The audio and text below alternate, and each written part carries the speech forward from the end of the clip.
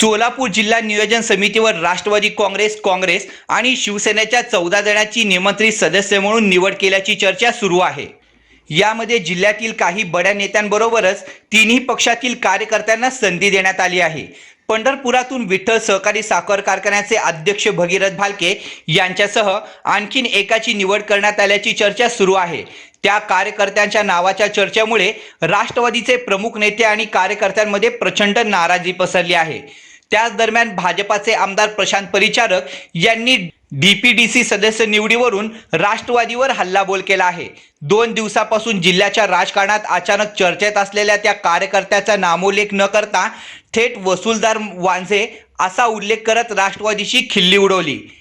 आमदार परिचारकांच्या या वक्तव्यानंतर पंढरपुरातून डीपीडीसीवर गेलेल्या वादग्रस्त वांझे कोण याची सध्या जोरदार चर्चा सुरू झाली आहे। ओबीसी आरक्षण मागणीसाठी शनिवारी पंढरपुरात भाजपाच्या वतीने राज्य सरकारच्या विरोधात आंदोलने केली। आंदोलनादरम्यान भाषणात आमदार परिचारक म्हणाले की आम्ही राजे आणि गावोगावी आमचे वांझे असे हे राज्य सरकारचं काम आहे। त्यातूनच गावोगावी अनेक वांझे तयार केले जात आहेत। आता तर पंढरपुरातूनही एक वांझे जिल्हा नियोजन समितीवर गेल्याची चर्चा सुरू आहे। त्यांच्या या वक्तव्यानंतर चर्चेत असलेल्या पंढरपुरातील तो वसूलदार वांझे कोण याविषयी आता जोरदार चर्चा सुरू झाली आहे। जिल्हा नियोजन समितीवर वर्णी लागली यासाठी सोलापूर जिल्ह्यातील राष्ट्रवादीच्या अनेक नेत्यांनी व प्रामाणिक कार्यकर्त्यांनी प्रयत्न केले। नुकतेच भाजपाला सोडचिठ्ठी देऊन राष्ट्रवादी आलेले कल्याणराव काळे यांनीही प्रयत्न केले, पण त्यांनाही डावलण्यात आले।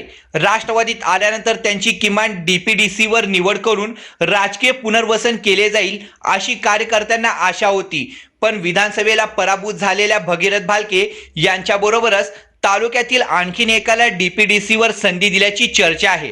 राजकीय नेत्यांच्या मागे पुढे आणि त्याची खासगी कामे करणाऱ्या एकाची अनपेक्षितपणे निवड केल्याची चर्चा सुरू आहे। त्याच्या या निवडीवरून राष्ट्रवादीच्या नेत्यांमध्ये कमालीची अस्वस्थता निर्माण झाली आहे।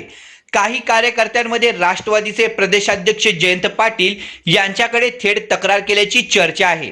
संबंधित कार्यकर्त्याचे नाव ऐकल्यानंतर अनेकांना आश्चर्य व्यक्त केले।